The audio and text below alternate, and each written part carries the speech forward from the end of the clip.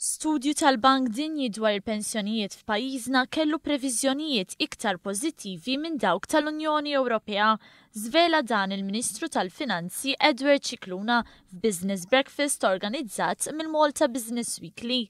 L-indikazzjonijiet pożittivi ta' dan l-istudju mistennija jintbagħtu lill-Kummissjoni Ewropea biex tanalizzhom hija wkoll.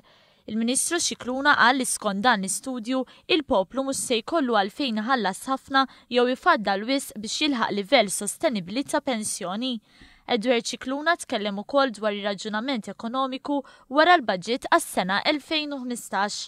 Huwa tkellem dwar ta' inċentivi bla preċedent li jinkoraġġixxu n-nies biex jidħlu fid-dinja tax-xogħol.